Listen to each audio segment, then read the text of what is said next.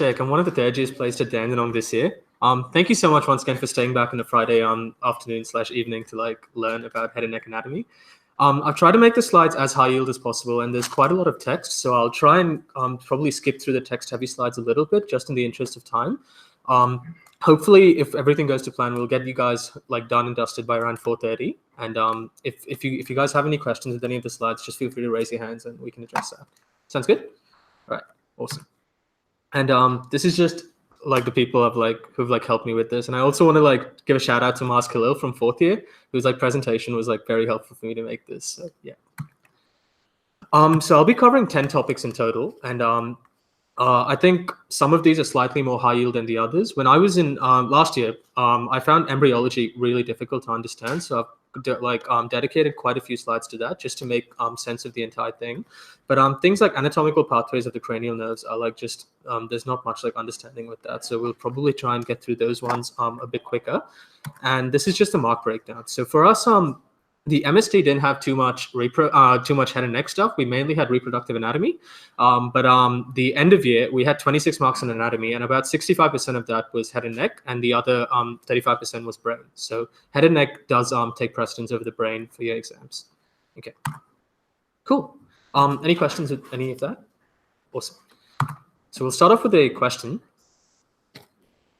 Just feel free to shout out, and there's chocolates, by the way. So there's a choice of 3. Just let me know like if you want Kit Kats, Oreos, or Smarties. Sorry? D? It's not D. Okay, we had all options. So it's A. Yeah, so it's A. So it's a sphenoid here. I think Varun was the first squad, so I'll trust him. All right, perfect. So it's a sphenoid that's responsible for forming the pterion, along with the temporal, parietal, and frontal bones. And we'll go through what the pterion is clinically relevant for in a couple of slides. So just a quick overview of the cranium, or your skull cap. So the cranium is formed by 2 parts. You have your neurocranium and your viscerocranium. Or the viscerocranium is essentially the facial skeleton, where the neurocranium is the skull of the brain. And that's what it looks like there. So the neurocranium is formed by the superior aspect of the skull, and it functions mainly to protect the brain, the meningeal coverings, and cerebral vasculature. Anatomically, the cranium itself can be divided into the calvarium and the base. The calvarium is the one that's more relevant here. And the reason for that is it pretty much houses the entirety of the brain.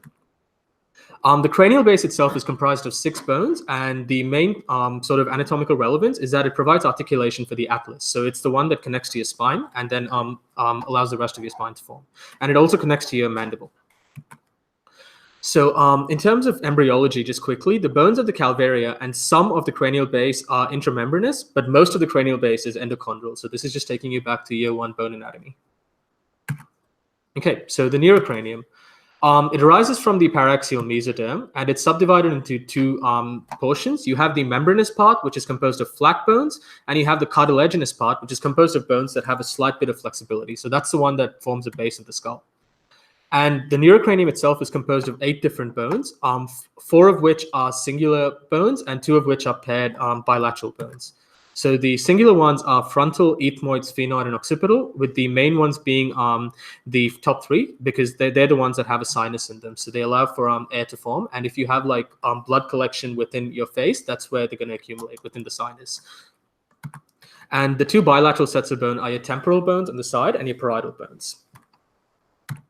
Okay. The viscerocranium arises from the mesenchyme of the pharyngeal arches. So we'll go through the pharyngeal apparatus in the embryology section. And it consists of 14 individual bones, which fuse to house the orbits of the eyes, the nose, and also like the back part of your eyes, so the oral cavities in the mouth there, and more importantly, the sinuses.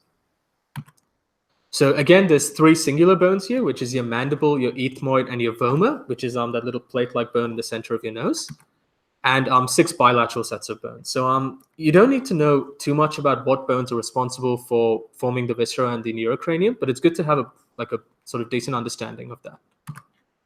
Okay, This is sort of the more clinically relevant part of just the bone part of neuroanatomy. So craniometric points of the cranium, there's a whole heap of them here, but the main ones you need to know about are your lambda, bregma, pterion, and glabella. And the pterion and the glabella are the ones that are very clinically relevant. So we know that the pterion is relevant for your middle meningeal artery, but does anyone know what the glabella is sort of used for? This is quite a hard question. So the glabella is used for something called the glabella tap, which is present in Parkinson's disease. So normally, if you were to tap your glabella, you'd start blinking, but after tapping it repeatedly, your eyes stop blinking. That's just a normal reflex. If you have Parkinson's disease, you continue blinking. So if someone were to tap your glabella, you blink for the first couple of seconds, but then be normal after that. And you don't need to know too much about what structures are responsible for forming them, except for the bregma and the lambda. So know that the lambda is formed by at the junction of the lambdoidal and the sagittal sutures, whereas the bregma is the coronal and the sagittal sutures. So it's good to know that. Okay, and going on to the actual sutures of the cranium, sutures themselves are just fibrous joints. So they're just little lines, and they're composed of like just fibrous joints, yeah. So they're clinically relevant in terms of fontanelles. So sutures are potential points of weakness in both childhood as well as very late adulthood. And there's three main sutures you need to know about, which is your coronal, your sagittal, and your lambdoid. And those are the ones responsible for forming your bregma and your lambda. In terms of fontanelles, incompletely fused suture joints can cause gaps between your bones, and that's when you get swellings in babies. And so the main ones you need to know about are your frontal and your occipital fontanelles. So that's the clinical relevance there, and that's where the fontanelles can occur. Okay, cranial fossae. So in terms of fractures of the skull part of your head and neck, the main ones you need to know about are four different structures. You have your pterion, and then your anterior, middle, and posterior cranial fossae. It's also important to know this with regards to where your cranial nerves exit. So a popular questions that have been asked in the past include like just where each cranial nerve exits, which foramina, and where it enters into the head and neck. And it's good to know the detail with that. So the anterior cranial fossa is formed by the frontal bone anteriorly, the ethmoid in the middle, and the sphenoid posteriorly. And obviously, being the anterior part of your head and neck, it sort of houses the frontal lobes of the brain. Have you guys started any of neuroanatomy at all, or? Okay, so when you do neuroanatomy, this will sort of interlink very nicely, and the front part of the brain is in the front part of the head, so it makes sense there. The middle cranial fossa is formed by the sphenoid, temporal, and the parietal bones, and the main clinical relevance here is with regards to your pituitary gland, because the sphenoid has the sella turcica in it, which houses the pituitary gland. And so in things like pituitary adenomas, where you get bitemporal hemianopia, it's important to know that this all occurs within the middle cranial fossa. And finally, you have your posterior cranial fossa, which is it houses the cerebellum, the pons, and the medulla oblongata, so parts of the brainstem, and it's mainly formed by the occipital bone, being marked in front by the sphenoid. So just a bit of anatomy there. So in terms of clinical relevance, we went through that the four main points that you need to know about are your pterion, anterior, middle, and posterior cranial fossa. The main one that you will be tested on is the pterion, because underneath this is the middle meningeal artery, a branch of the maxillary artery. And if you get an injury there, you can lacerate the artery and then cause an epidural hematoma. You also have maxillary fractures or fractures of your upper jawbone, and these are classified by something called the Lefort system. There's three kinds of Lefort, and essentially as the number increases, you go from inferior to superior with regards to the maxilla. So essentially the higher the number, the worse the fracture you're going to get. And treatment for this is by something called a Lefort osteotomy, in which they attach metal plates to your jawbone just to like help heal the entire area. And mandibular fractures are not too relevant. Essentially, the main thing to remember is that a broken mandible involves two fractures. So if you see someone with a right-sided mandibular fracture, you need to consider that they have a left-sided mandibular fracture as well. So it very rarely occurs just on one side. Okay. That's pretty much all of the general overview of head and neck. Any questions with that? Awesome. Okay.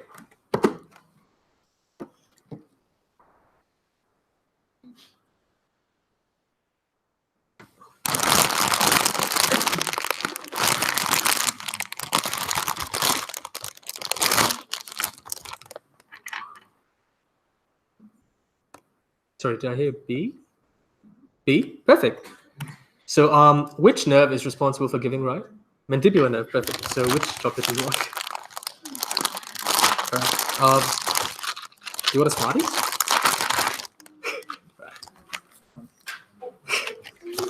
Right, perfect. So as you said, the mandibular nerve, which is the third branch of your trigeminal nerve, is responsible for giving rise to the inferior alveolar nerve. And the clinically relevant part for an inferior alveolar nerve is when you do a dental block, you want to inject there. So that's at the mandibular foramen, and the nerve that's implicated there is the inferior alveolar nerve. Awesome.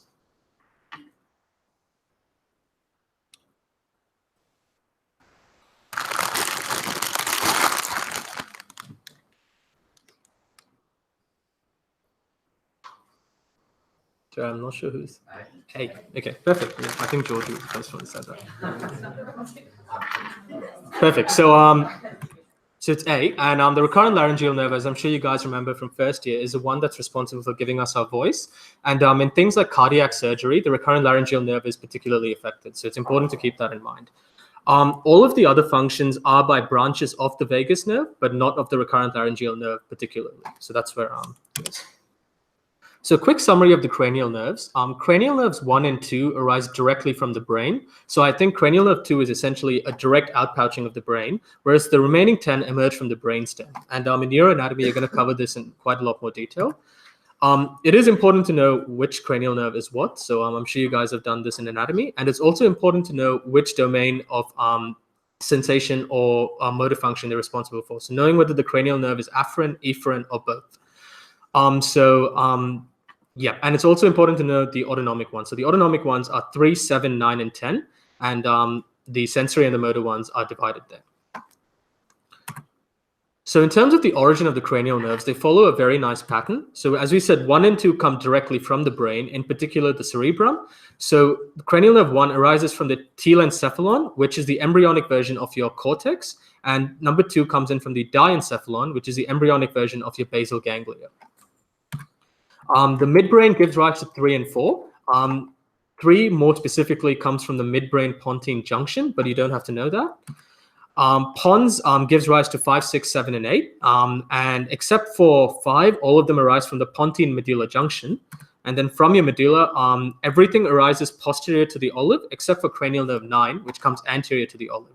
So all of these are very specific neuroanatomy structures that you'll cover in more detail when you study the brain. But it's good to just have an idea of where each of these nerves originate from. Okay. And exit points of the cranial nerves, each of these cranial nerves exit through very particular cranial foramina. So in the anterior cranial fossa, you have 3 foramina. The main one you need to know about is the cribriform foramina within the cribriform plate, which contains the axons of cranial nerve 1. And the foramen cecum also has obliterated fetal vessels. So this is not something you generally find in adults, but in congenital anomalies, it's important to consider that. The middle cranial fossa is where the money really is, because most of the important cranial nerves come out from here. So the foramen rotundum, ovale, and spinosum allow most of the branches of the trigeminal nerve to come out. And the lastrum also allows some meningeal arterial branches to come out. So I think a common, it's like they could give you literally a picture of a skull with the top half taken off and ask you to label which hole corresponds to which cranial nerve exit. So it's important to know the anatomy in quite a lot of detail. And lastly, you have your posterior cranial fossa, which contains the foramen magnum and the jugular foramen. The foramen magnum is the big one, which lets cranial nerve 11 come out, and jugular foramen lets 9, 10, and 11 come out as well. So it's important to know this in quite a lot of detail. This is where cranial nerves get particularly tricky. I think we had a DigiLab session on this last year, but it was very difficult to follow. So hopefully this makes it a bit easier for you guys. So we went through the fact that cranial nerves can either be sensory, motor, or both. But more specifically, within this, they can also have different modalities. So they specifically transmit 7 different types of information, 3 of which are unique to cranial nerves. So in terms of sensory afferent modalities, you have general somatic sensory and general visceral sensory, which are also found in just peripheral nerves of our body. So you can get general sensation from skin or general sensation from your visceral organs. But for cranial nerves, you have special somatic sensory and special visceral sensory. So these are the ones that allow us to see, hear, be balanced, and taste as well. So the ectoderm gives rise to your sight, your hearing, and your balance, whereas the endoderm gives rise to your taste. And similarly for motor, you have general somatic motor and general visceral motor, which is also found in just peripheral nerves of your body, so skeletal muscles and gut and autonomic motor systems. But for cranial nerves specifically, you have special visceral motors, which are the muscles derived from your pharyngeal arches. So I just put in this table here just to sort of summarize everything. I'm not going to read through the table, but it is important to know which modality corresponds to which cranial nerve. So the main ones you need to consider are obviously the branches of your trigeminal nerve, which have several modalities to them, and your facial nerve, because due to the embryonic arches, your facial nerve has several modalities associated with it. And also your vagus nerve as well, because your vagus nerve is like one of the main nerves in your body. So try and remember, try and study for the modalities, as well as just briefly know what the function of each modality is. And if you know the modalities quite well, the function should be inherently, it should follow through quite inherently. So for instance, as an example, if you have general sensation from your skin as a GSS, you're going to have sensation to part of the external ear, which is part of your skin. So you can sort of correspond that with the modality. Any questions on this part of cranial nerves? This was probably the trickiest part of cranial nerves for me in year 2, just because of how many different modalities there were and like how specific each of them were. So yeah, any questions with that? Awesome. That's really smart. Okay, so the face and scalp.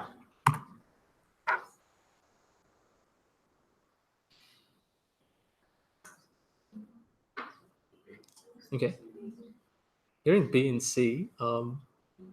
B, okay, perfect. Yeah, I can't give chocolates to everyone, sorry. So it is B. So there's a nice mnemonic for that. Scalp, we'll just follow through with that. And one more.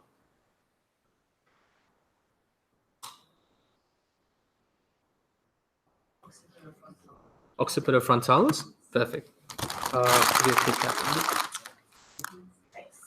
Okay, perfect. So the occipital frontalis, which is probably the main muscle you need to know about in a deep scalp laceration, whereas in a superficial scalp laceration, another muscle is involved, and we'll cover that.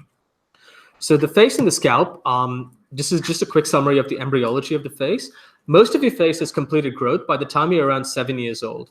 And obviously, facial growth occurs during childhood as the paranasal sinuses develop and your milk teeth are replaced by your permanent teeth. So the scalp consists of skin, which generally has hair on it, and subcutaneous tissue that cover the neurocranium from the occipital bone to the frontal bone, so all the way like that.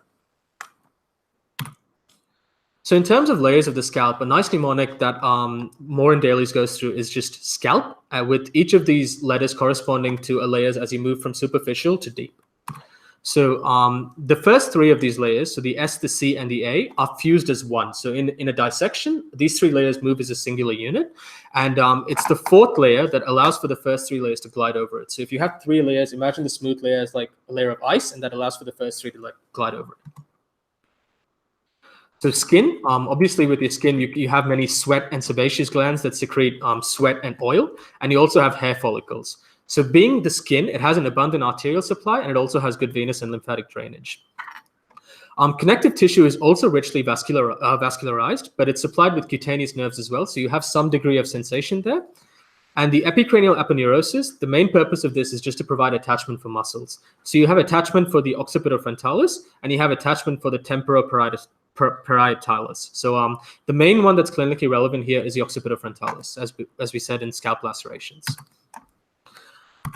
Number 4 is your loose areolar tissue, and this is clinically relevant because it consists of several potential spaces, so spaces that don't have anything but have the potential to accumulate pus and blood that may distend with fluid as a result of injury or infection. And as we said, it allows for free movement of the first 3 layers over the underlying skull cap.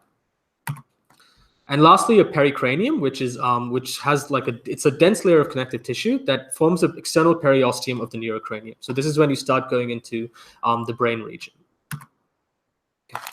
Muscles of the face and expression. There are several muscles you need to know about. I didn't want to cover them here because you could just learn that yourself, but it is important to know which muscle roughly corresponds to what. So for instance, something like the occipital frontalis allows you to like wrinkle your forehead. Something like the orbicularis oris is the one that helps you go like that, which is very useful for a cranial nerve exam, which have you guys done cranial nerve exams yet? Yeah, so you guys know like how for certain muscles you got to get them to puff their cheeks out and all that. So that's where all of this becomes relevant. So the facial muscles themselves are found in the subcut tissue of the anterior and the posterior scalp, and within the face and the neck as well, which are different muscles. And more importantly, all of these muscles develop from the second pharyngeal arch, which directly corresponds to the facial nerve, so Cranial Nerve VII. And in terms of just splitting the muscles themselves, they can be divided into muscles around the eye, muscles around the nose, and muscles around the mouth. So that's just an easy way for you to revise the muscles. General arterial supply of the face. So when I like to talk about the face, I like to start with like the actual aorta and just sort of connect that to how that reaches the face. So the right and left common carotid arteries, which originate from the brachiocephalic trunk and the aortic arch, go upwards in your neck in the carotid sheath. And it branches into the internal and the external carotid arteries at the upper border of the thyroid cartilage. So this is a very clinically relevant question. So when you're doing like a thyroidectomy, it's important to consider that you have arteries and nerves in that region. So the upper border of the thyroid cartilage, more specifically, is at the vertebral level of C4. So branches of the external carotid artery, I'm sure you guys know like several mnemonics to remember this, but you need to remember them in the order that they branch out. And I think the best one that most people use is some anatomists like freaking out poor medical students. So this is the order of the arteries as they branch out from inferior to superior. And the main one that you need to know about here is the maxillary artery, because that gives rise to the middle meningeal artery, which is implicated in a pterion fracture. Branches of the internal carotid artery aren't usually covered in too much detail, but when you do neuroanatomy, you're going to find that some branches are particularly important. So the mnemonic I like to use is a VIP's comma. And the main ones you need to remember from here are your ophthalmic arteries, which are responsible for supplying your retina, and the last two, your middle and your anterior cerebral artery, which form something called the circle of Willis, which is what's responsible for giving blood supply to your brain. So just remember those three branches. The rest of them you don't need to know about in too much detail.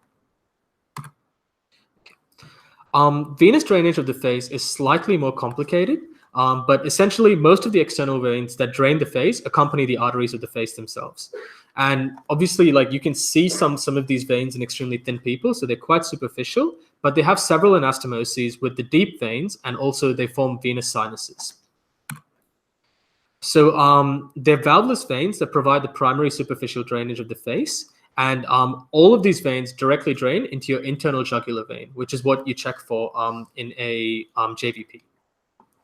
So at the medial angle of the eye, the facial vein communicates with the superior ophthalmic vein, and both of these drain into the cavernous sinus. And this is really relevant for cavernous sinus thrombosis. We'll cover that in the clinical conditions section.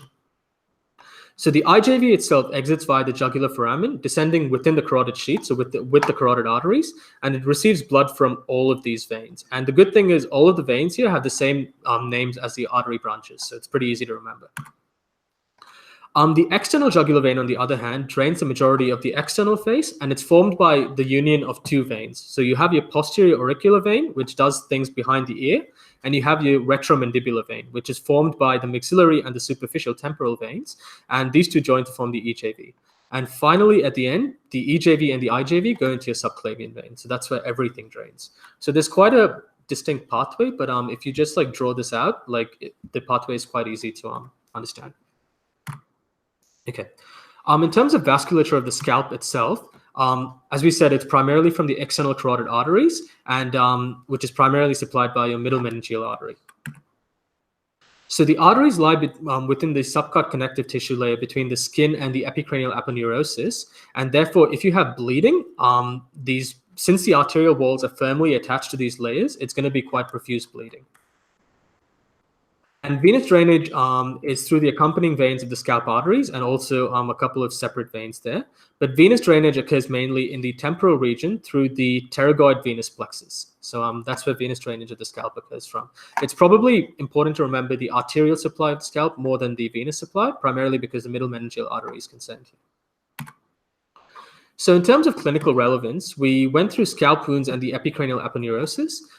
Because of the strength of this aponeurosis, superficial scalp wounds are not particularly too important to consider. So the aponeurosis gives enough resistance to not allow bleeding from a superficial scalp wound. Deep scalp wounds, on the other hand, gape quite widely, which was our question earlier, because of the pull of the occipitofrontalis muscles. So since the occipitofrontalis goes all the way from the back to the front, when you have a wound, it splits in both directions, and this just allows blood to leak out. So that's where it's quite clinically important. And the other big one for the face is Bell's palsy. So injury to cranial nerve 7 or its branches can produce paralysis on the affected side, and this can cause the affected side to sag, and facial expression is distorted. So in this guy here, which side has Bell's palsy? Is it his left or his right? Sorry, I didn't hear. Right side. So obviously his right side has like a pretty distinct sag there. So it's his right side scalp, right side cranial nerve 7. There's also other effects of Bell's palsy. So the loss of tonus on the orbicularis oculi, which is innervated by cranial nerve 7, causes the inferior part of the eyelid to just evert. And essentially, this doesn't allow tears to be spread around the eye. So generally, when you blink, the inferior part of your eyelid is what's responsible for spreading lacrimation around your eye. If this isn't possible, you're going to get corneal ulceration, and that's an additional complication to keep in mind. Other complaints that you can have is you continually have to scrape food from the mouth because your buccinator and your orbicularis oris muscles aren't working, and you also can't make labial sounds. So labial sounds are any sounds that require you to put your lips together. So if you say the letter B, you have to put your lips together. So since you have paralysis of your lip muscles, you're not going to be making sounds. So I think the 4 ones are B, M, W, and P, which require you to put your lips together. Okay. And that's pretty much it for face and scalp. It's a relatively short section.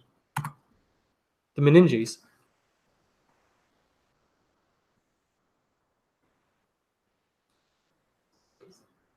Okay, I've heard C and D.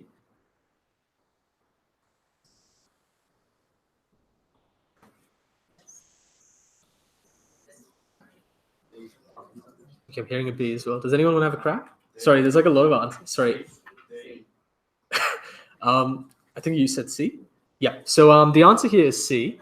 So this is a slightly tricky question. It's almost a third-year level question. So a 25-year-old student that sort of rules out subdural, because that generally occurs in older people due to ripping of the venous plexus, presents with a sudden severe headache along with all the symptoms of vomiting and neck ache. So when you think of headache, vomiting, and neck ache, that should sort of point you towards meningitis. But the main one that pulls you away from meningitis here is she doesn't have a fever. So since meningitis is infection, you expect them to present with a fever.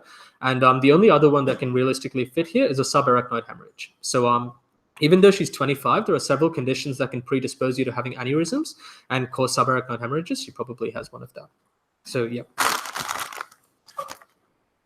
Oh, sorry. What about the sudden onset? Does it have anything to do with? Yes, so I think the nice buzzword for a subarachnoid hemorrhage is a thunderclap headache, and that's due to meningeal irritation. So the headache you get is sudden, 10 out of 10 worst headache you've ever had, and that's typically associated with the subarachnoid hemorrhage. Yeah. So I didn't want to put thunderclap there because that sort of gives away the answer, but yeah. Okay, so the meninges itself, you guys would have covered a bit of this in spine, and you're going to cover this in brain again. But essentially, they're the membranous coverings of both the brain and the spinal cord. And going from superficial to deep, you have your dura mater, the arachnoid mater, and the pia mater. The dura mater itself consists of 2 separate connective tissue sheets, which is your endosteal and your meningeal layer, which isn't highlighted there. Sorry. But between these 2 layers, you have your dural venous sinuses. And this is responsible for venous vasculature of the entire cranium. And as we said earlier, this goes into your IJV. In some areas of the skull, the meningeal layer of the dura mater folds inwards as dural reflections, and a prominent example of this is your 4 cerebri. You don't need to know the foldings of the dura mater in too much detail, just know that they exist and they correspond to the dural venous sinuses. And with regards to its vasculature, the dura mater is very well vascularized, so it receives arterial supply from, again, the middle meningeal artery and the vein, and it's innervated by your trigeminal nerve. The arachnoid mater, on the other hand, is quite different to the dura mater in that it's not vascularized at all, and it doesn't receive any innervation either. So it's the middle layer of the meninges lying directly under the dura mater, and it's not too clinically relevant, except for the fact that a subarachnoid hemorrhage occurs beneath this layer. And because the arachnoid mater is in the subarachnoid space beneath the arachnoid mater, you have the subarachnoid space, which is filled with CSF secreted by the choroid plexus. And arachnoid granulations, which are tiny outpouchings of your arachnoid mater, allow the CSF to re-enter circulation. So, so you have about 450 mils of CSF produced a day. There's only 150 mils of capacity in the brain. So 3 times a day, your brain needs to recirculate the entire thing. And lastly, you have your pia mater, which is located beneath the subarachnoid space. And unlike the arachnoid mater, this one is highly vascularized. So it has a very good blood supply. Okay. So in terms of clinical relevance, the 2 main things you need to know about the meninges are meningitis and hemorrhages.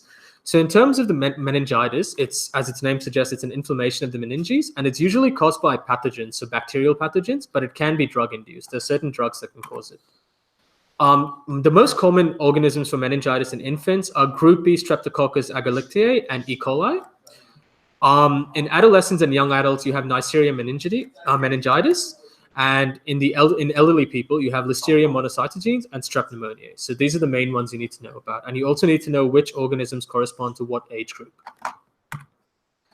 So obviously, if you have an if you have an infection, you're going to have an immune response, and in this case, immune response causes cerebral edema. So you're going to have fluid filling around that region, and this is going to raise your intracranial pressure. And there's two outcomes from this. One is your cranium is going to herniate, so your brain can just sort of get out of the cranium, and because you have raised intracranial pressure, the sort of systemic body response to that is hypertension. So you're going to reduce your blood pressure, and obviously, along with raised ICP, this can reduce blood supply to your brain. So you're going to get like symptoms of just dizziness and eventually go into a coma.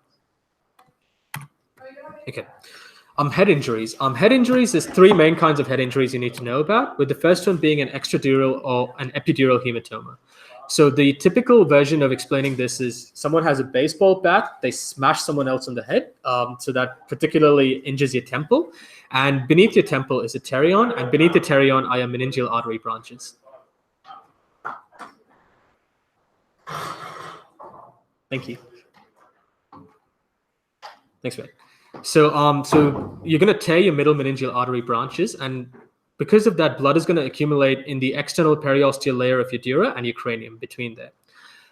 The sort of characteristics of this is if someone faces such an injury, they're going to wake up, they're going to feel completely normal for about probably a minute to an hour, but then they're going to lapse into a very bad coma, which is characterized by drowsiness. So this is the lucid interval version, and it's always associated with an extradural hematoma.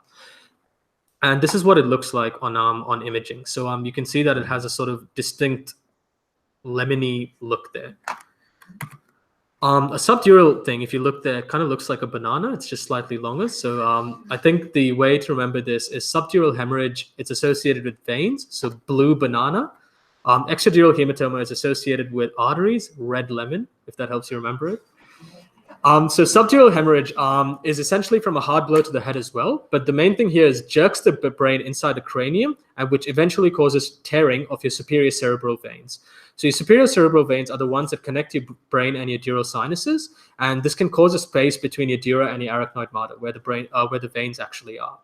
And unlike the extradural hematoma, there's no lucid interval here. You're going to have a headache. It's going to be pretty bad initially, but it's just going to get worse and worse and worse until you die. So the headache progressively gets worse. And lastly, you have your subarachnoid hemorrhage, which is from head trauma involving cranial fractures and cerebral lacerations.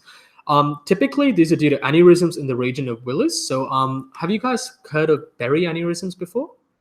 So a berry aneurysm is an aneurysm within the region of Willis, and several conditions can predispose you to a berry aneurysm. So with our 25-year-old female student earlier, something called autosomal dominant polycystic kidney disease can predispose you to getting a berry aneurysm. It's like a 40% increase, and you could have like polycystic kidney disease and get a subarachnoid hemorrhage as a result of that. So it shows you like how two things that are not really connected can just sort of come together. So with the subarachnoid hemorrhage, since it involves the meningeal layer, the blood can sort of seep through the meninges. And if you do a lumbar puncture, you can actually diagnose subarachnoid hemorrhage. So a lumbar puncture is typically diagnostic for a subarachnoid hemorrhage as well. And as we said, symptoms are similar to that of meningitis due to diffusion of pus cells in the subarachnoid space. So you get a bit of inflammation there.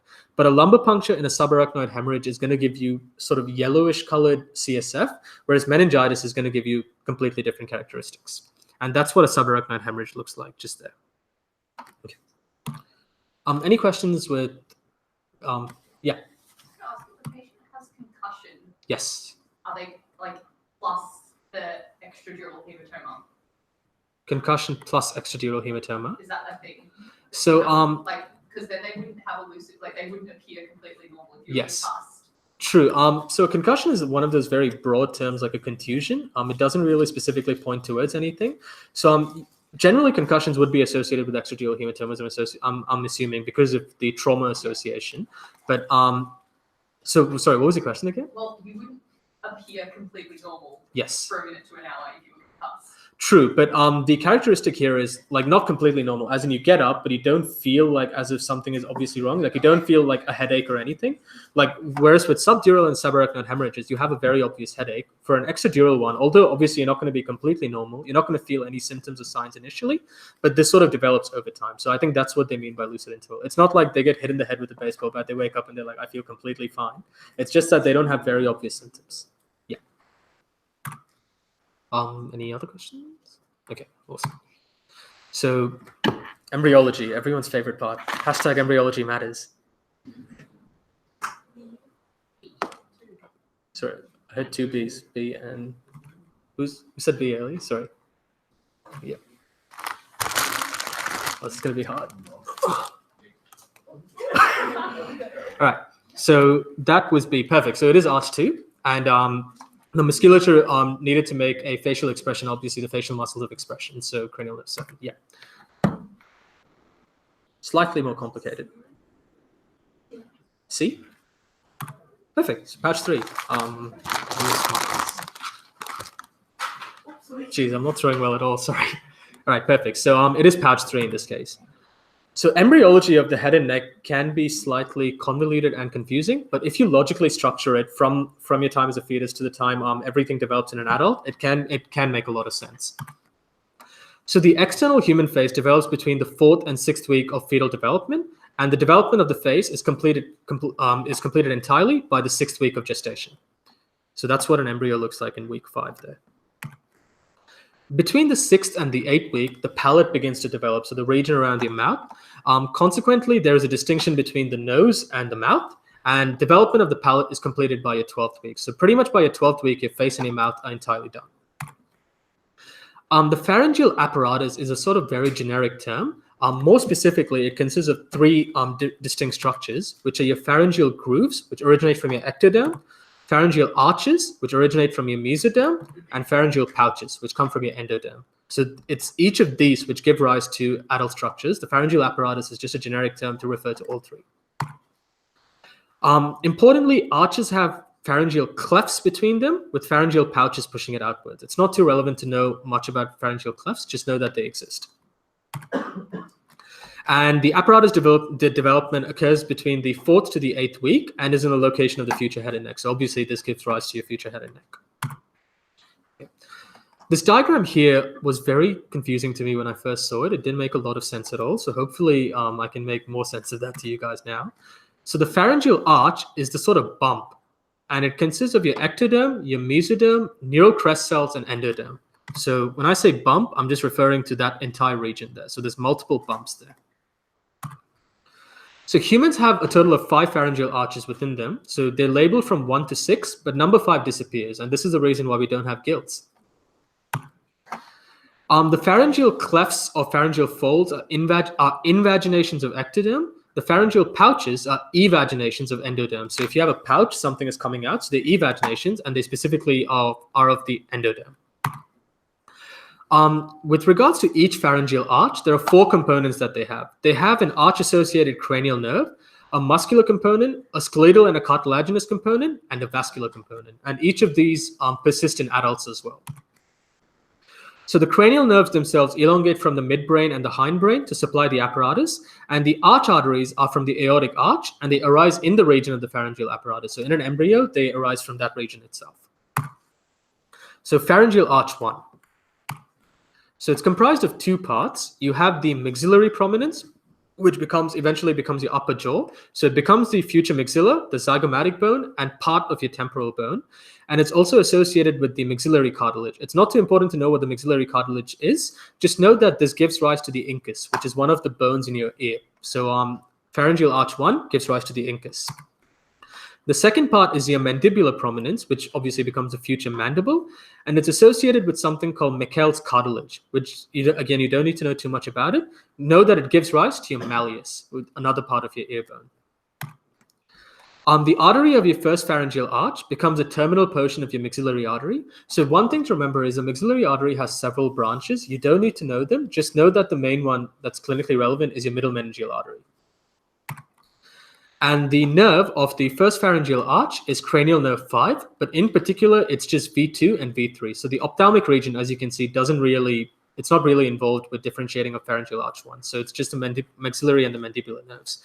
So since the cranial nerve 5 is involved, we can sort of guess what muscles are going to be involved here. So the motor component would be muscles of mastication, your mylohyoid, anterior belly of digastric, tensor veli palatini, and tensor tympani. And your sensory component are just going to be the cutaneous part that's innervated by V2 and V3. So it's skin of the face, lining of the mouth, and general sensation to 2/3 of the tongue. So everything that arises from pharyngeal arch, from each of the pharyngeal arches, can directly be tied to what nerve is responsible for innervating them.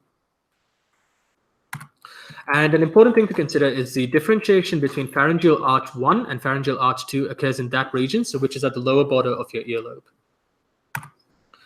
So Pharyngeal Arch 2 is associated with your stapedial artery, which isn't present in adults, so it just sort of dies out when you're before you're born, and the hyoid artery, which in adults becomes something called a corticotympanic artery.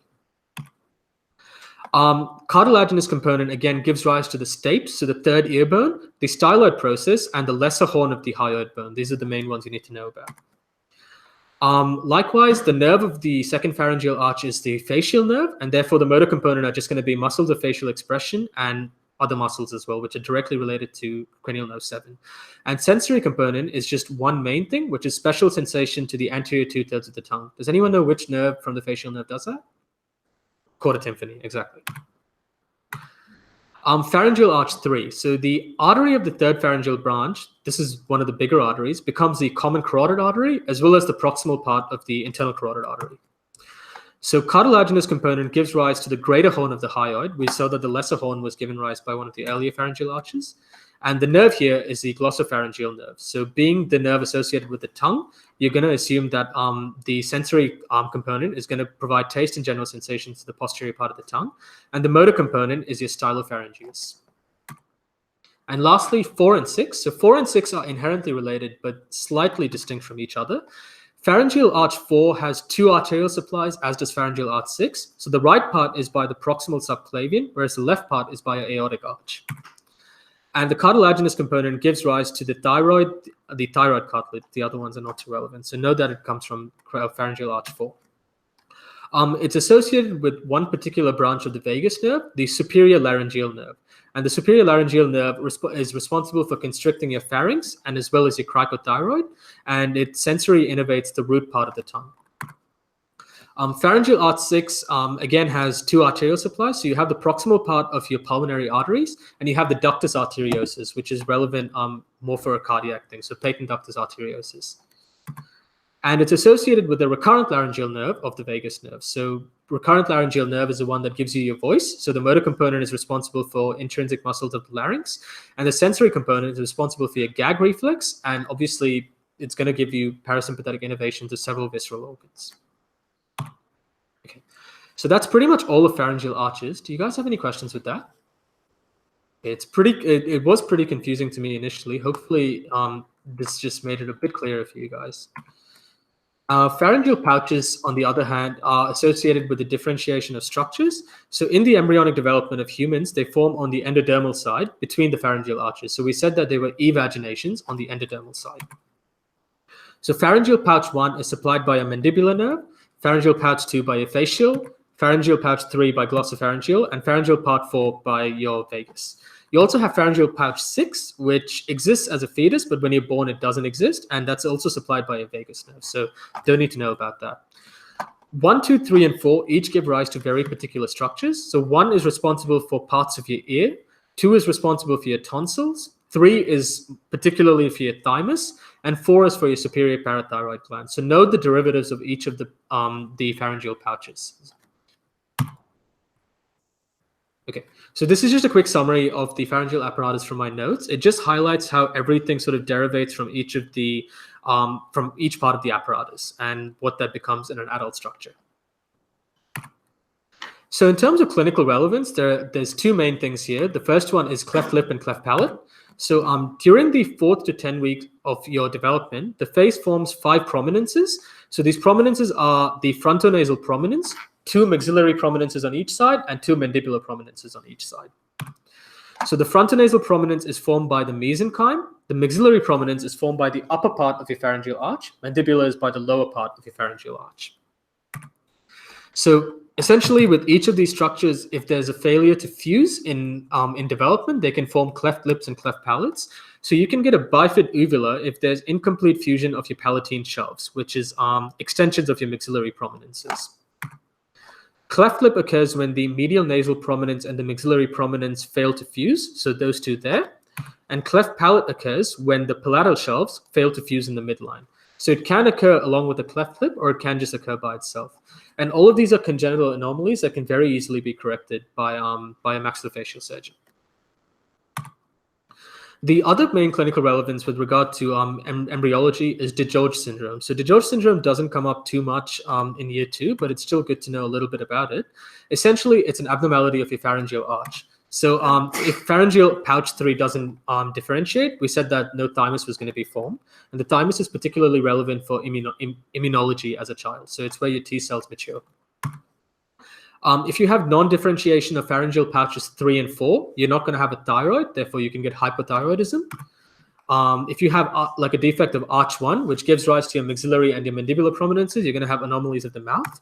And if you have defects in neural crest cells are particularly relevant for cardiac development and GIT development. So if you have defects in them, you're going to have problems with your heart and with your gastrointestinal tract. And these are just some of the features that you can have if you have DiGeorge syndrome. So DiGeorge syndrome is it encompasses a wide variety of issues with it, and these are just some of the things that can happen. So that's pretty much it for embryology. Any questions with that? Awesome. So is DiGeorge syndrome also similar to Really similar to what syndrome? Down syndrome. Yeah. So Down syndrome we know is very distinct in that it's a trisomy of chromosome 21. DiGeorge syndrome, I think from memory, is associated with some anomalies of chromosome 22, but it's primarily due to abnormalities in the pharyngeal arches. So you can have chromosomal anomalies as well, but I don't think it would be considered similar to Down syndrome, but I'm not 100% sure on that, sorry. Yeah. Right. So cranial nerves. 12 of them in total. Each of them follow very distinct pathways, and it's good to know anatomical landmarks in each of these pathways. So the olfactory nerve is the shortest cranial nerve, and as we said, cranial nerves 1 and 2 directly come from the brain. So the olfactory nerve comes from something called the olfactory placode, which is just a thickening of your ectoderm. Unlike the other nerves, cranial nerve 1 is capable of regeneration. So generally when you smell something really hot or spicy, you can feel like a loss of sense of smell for some time after that, but then the axons in cranial nerve 1 regenerate. And it's also covered by Schwann cells, which are responsible for secreting myelin. So the nerve itself consists of 2 processes. You have peripheral processes and central processes. The central ones are the ones that give you information about smell back to the brain. And in terms of anatomical course, the main ones you need to know are that the central processes ascend through the cribriform plate, which is within the ethmoid bone, and eventually reaches the olfactory bulbs in the anterior cranial fossa. So there's not too much for cranial nerve 1. Even in your cranial nerve exam, you really don't test it too much. You just get them to see if they can actually smell things, and you just move on. So yep, not too relevant. Cranial nerve 2, on the other hand, is a pretty complicated nerve. So embryologically, the optic nerve is developed from the optic vesicle, which is essentially the brain just outpouching. So the entirety of the nerve is technically a part of your central nervous system. So it begins where unmyelinated axons of your retinal ganglion cells pierce the sclera, and then they develop myelin, so deep to the optic disc. So anatomically, in terms of its extracranial course, it's formed by the convergence of axons within the retinal ganglion, and after its formation, it exits via the optic canal. So it enters the cranial cavity and runs along the middle cranial fossa. And the main thing to remember here is it runs in very close proximity to the pituitary gland. So if you have a tumor of your pituitary, it's going to directly compress on parts of your cranial nerve 2.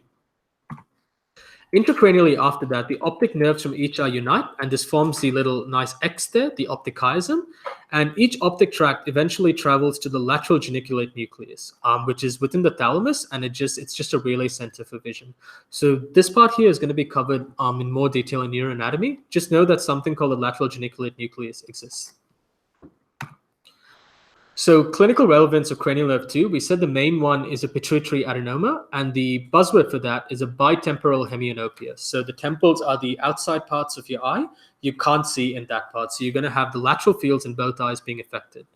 And obviously with the pituitary adenoma, it's going to secrete several hormones as well. So it's important to consider other features. There are also other things that can go wrong with your eyes. So if you have like lesions in different parts of your optic tract, they can each cause different anomalies with your vision. This is going to be covered in a lot more detail when you do neuroanatomy. So I just included this picture here for completeness sake, but you don't need to know that for head and neck anatomy at the moment. So cranial nerve 3 is it has motor and parasympathetic fibers, but I did a bit of research and it turns out it has sympathetic fibers as well. Now, the sympathetic fibers technically don't originate from cranial nerve 3, but they travel with it. So it's not part of it. So the parasympathetic fibers are responsible for supplying the sphincter pupillae, which allow you to dilate your eye, and also your ciliary muscles. These sympathetic fibers go with your ciliary ganglion to raise the eyelid and also just responsible for some blood vessel innervation. Not too important there. Cranial nerve 3, more importantly, pierces the dura mater after arising from the midbrain. And as we said, it receives sympathetic branches from your internal carotid plexus. So once it leaves the cranial cavity via the superior orbital fissure, it divides into superior and inferior branches. It is pretty important to know what each of these branches do. So the superior part, as its name suggests, supplies motor innervation to the superior rectus. Inferior part supplies motor innervation to the inferior rectus. And eventually, the sympathetic and the parasympathetic fibers are going to join the ciliary ganglion to form something called a short ciliary nerve. So this is just the anatomical pathway of cranial nerve 3. But more importantly, it's important to know what can cause a cranial nerve 3 lesion. So there's 3 things that can cause it. So you have increasing intracranial pressure. You have an aneurysm of an artery, which can again increase pressure. And you have cavernous sinus thrombosis, or just a cavernous sinus infection. So with regards to this diagram here, it's important to note that parasympathetic fibers are on the outside of cranial nerve 3, whereas sympathetic fibers motor fibers are on the inside. So if you look at cranial nerve 3 as a circle there, you can see that the parasympathetic fibers are on the outside, whereas motor fibers are on the inside. And the reason for why this is relevant is the vasculature of cranial nerve 3 is from outside in. So what that means is parasympathetic fibers are going to be perfused first, and then the motor fibers are going to receive blood supply. So essentially, if you have a problem with your blood supply around that region, you're going to have deficits of motor function before you're going to have deficits of parasympathetic function. So the main motor function of cranial nerve 3 is responsible for movements of your eye. So you're not going to be able to move your eye first before you start feeling parasympathetic effects such as meiosis and all that. And cranial nerve 3 lesion causes ptosis, mydriasis, and eye resting in the down and out position. So that's the characteristic way cranial nerve 3 lesions look like. Cranial nerve 4 is not too important. The main thing you need to know is that after it enters the intracranial cavity and passes posterior to the pituitary, the extracranial cavity, it travels within the lateral wall of the cavernous sinus. So the cavernous sinus has several structures close to it. It's 3, 4, V1, V2, and your internal carotid artery. And if you have an infection of your cavernous sinus, any one of these structures can get affected. Another important thing, actually, no, that's for a different cranial nerve, sorry. So the main thing to know is that if you have a palsy or a lesion of your trochlear nerve, you're going to be affecting your superior oblique muscle. And this is what it looks like. So you're going to have loss of intorsion of your eye. And to compensate for that, you turn your eye towards that side. Or towards the opposite side, sorry. So you compensate by tilting it to the left side for a right-sided lesion. The trigeminal nerve is probably the biggest nerve that you need to know about in terms of its pathway, along with the facial nerve. So it originates from 4 nuclei. So you have 3 sensory nuclei and 1 motor nuclei. And at the level of the pons, the 3 sensory nuclei form a sensory root, and the motor nucleus just becomes a motor root on itself. So within the middle cranial fossa, the sensory root here becomes the trigeminal ganglion, which then eventually gives rise to the 3 divisions of your cranial nerve. Of your trigeminal nerve. The trigeminal ganglion is located lateral to the cavernous sinus in a little depression known as Meckel's cave. So it's important to note about this anatomical structure here. So the ophthalmic branch, after it originates from the trigeminal ganglion, it travels laterally to the cavernous sinus, and it gives rise to 3 terminal branches. You have your frontal nerve, lacrimal nerve, and your nasociliary nerve. And the nasociliary nerve is the one that's particularly relevant for hitchhiking. So sympathetic fibers from your superior cervical ganglion hitchhike on branches of your nasociliary nerve, which eventually goes to the dilator muscles of your eyes. So it's what's responsible for allowing your pupils to dilate. So the important bit here is that the ophthalmic nerve itself doesn't have any autonomic fibers, but because it has parasympathetic innervation, sympathetic innervation from the superior cervical ganglion, it can perform autonomic functions. And postganglionic parasympathetic fibers travel with the zygomatic branch, which then joins the lacrimal branch there to supply the lacrimal gland. So that's what helps you form tears and all that. Okay. So in terms of clinical relevance, which you guys have done in the cranial nerve exam, the corneal reflex is the most important one to know. So the corneal reflex is essentially, if you bring a piece of cotton towards one eye, both eyes are going to blink. And the reason for that is the sensory component of the reflex, which is mediated by V1, travels to the trigeminal ganglion, which then results in bilateral stimulus of the motor innervation, so cranial nerve 7, causing both eyes to blink. And this is just a pathway of what happens. So you have stimulation of your cornea detected by the sensory limbs in the ophthalmic branch. Stimulation of the cornea essentially causes the nasociliary branch to detect the stimulus, which then causes the trigeminal nerve nucleus to be activated. And then this will cause the right and left cranial nerve 7 to be activated via interneurons, causing the orbicularis oculi to blink. So essentially, if you have something wrong with either your facial nerve or your trigeminal nerve, you're going to lose this corneal reflex. So an absent corneal reflex could be a lesion to either cranial nerve 5 on itself, affecting all 3 branches, the ophthalmic branch of cranial nerve 5, or particularly to cranial nerve 7. So you have the reflex, but you just can't blink. Cranial nerve 2, again, after rising from the trigeminal ganglion, it goes to the cavernous sinus, where it gives rise to 12 sensory branches. You don't need to know any of these branches, just know 4 of them, which are relatively important. But again, you don't need to know them either. Like, there are so many branches to each of these nerves, and they're awfully specific, so you don't need to know that at this level. As we said earlier, the maxillary nerve is associated with derivatives of the maxillary prominence of pharyngeal arch 1, and it also travels to innervate the lacrimal gland and mucous glands of the nasal mucosa. And finally, a mandibular branch. Unlike cranial nerves V1 and V2, the mandibular branch has both sensory and motor axons, so it allows motor function to happen as well. So the motor route runs along the floor of Meckel's cave, beneath the trigeminal ganglion, and then eventually leads to the foramen ovale. So once the mandibular branches emerge from the cranium, it gives rise to 4 different nerves: your auriculotemporal, buccal, lingual, and your inferior alveolar. And as we said earlier, the inferior alveolar one is the main one that you need to know for like dental blocks. So that's a branch of your mandibular nerve.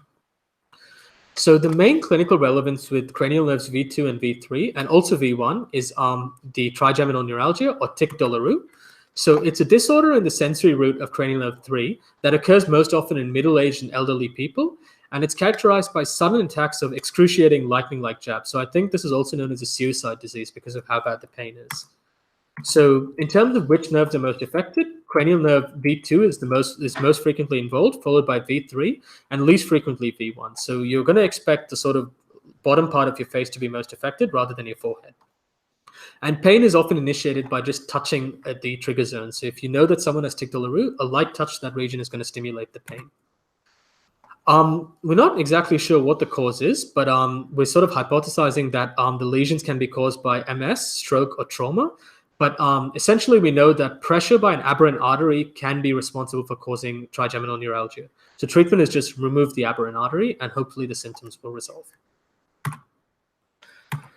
Cranial nerve 6 is not too relevant in terms of like its anatomical pathway. Just know like it's responsible for innervating the lateral rectus muscle.